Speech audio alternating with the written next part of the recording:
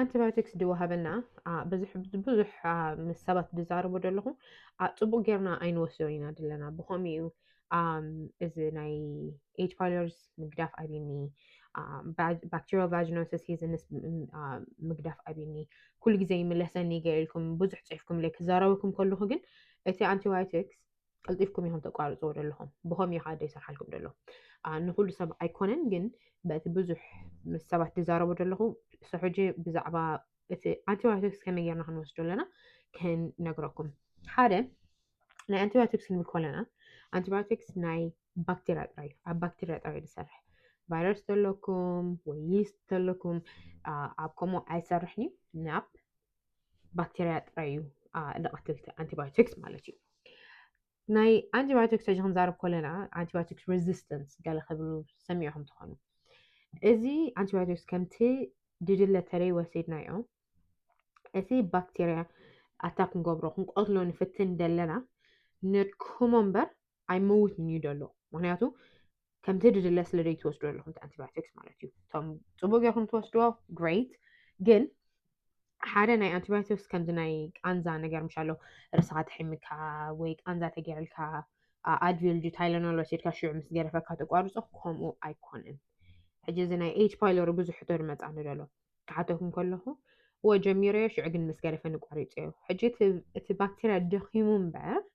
ኣይ ሞተን ሕጂ ከምዚ ከርቭ ዓይነት እዩ ክንሪኦ ከለና እቲ ከይና ምስ ወሰድናዮ ኣብ ደምና እቲ እንዳበዝሐ ኸይድ ሽዑ ከይድ ጎደሎ ከሎ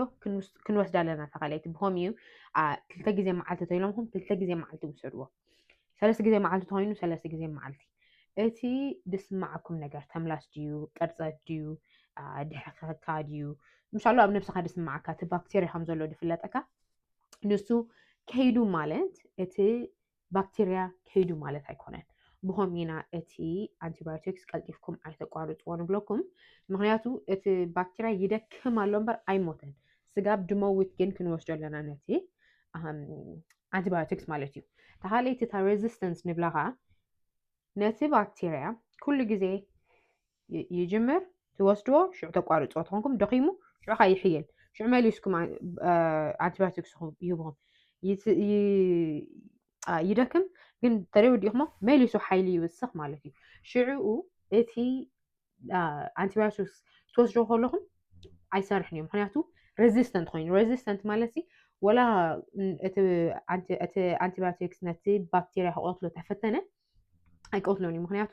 ንከምዚ ዓይነት አንቲባዮቲክስ ከም ደይቆትሎ ተለዊጡሎ እቲ ባክቴሪያ ማለት እዩ ኣብቲ ናቶ ናይ ኤምአርኤንኤ ንብሎ ተቀይሩሎ ማለት እዩ ኣብቲ ዲኤንኤ ተቀይሩሎ እቲ ባክቴሪያ ሕጂ ወላ እቲ ከምኡ መመሊስና ተሃምናኩም ኣይሰርሕን እዩ ሕጂ ካልእ ዓይነት አንቲባዮቲክስ ክንበኩም ኣለና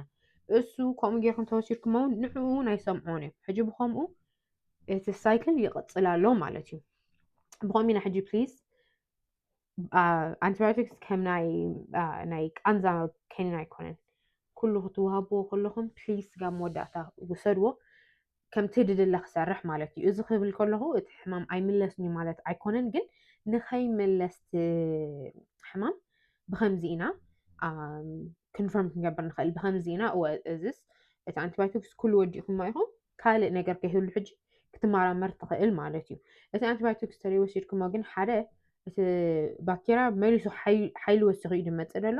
ካልኣይ እቲ ቅድሚ ሕጂ ትጥቀሙሉ ነበርኩም አንቲባዮቲክስ ከምደይ ሰርሕ ክኸውን ስለ ዝኽእል ሶ ፕሊዝ እቲ ዝተዋሃብኩሞ አንቲባዮቲክስ ኣብ ሰዓቱ ስጋብ መወዳእታ በቲ ዶክተር ድበለኩም ባዕልኻ ደይ ምቁራፅ ካልኣይቲ ክብላ ደለኻ ቅድሚ ሕጂ አንቲባዮቲክስ ተዋሂብኩም ነርኩም ማለት ወላ እንተተሪፍኩም ዶክተር ከይበለካ እዚስ ናይ ባክቴሪያ እዩ ድኸውን ኢልካ ደይ ምውሳድ ከምኡውን ብዙሕ መሰል መፅያህንላ ፕሊዝ ዶክተር ከይበለካ አንቲባዮቲክስ ደይ ምውሳድ ምክንያቱ ናይ አንቲባዮቲክስ ሬዚስተንስ ክመፅእ ከሎ እቲ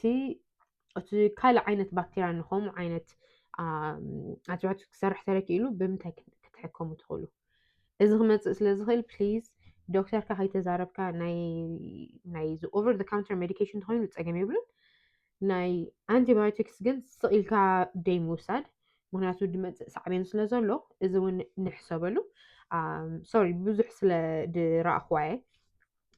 كنفلت أيله of course زغون حتى لكم ويدا ترداكم نقدر تلو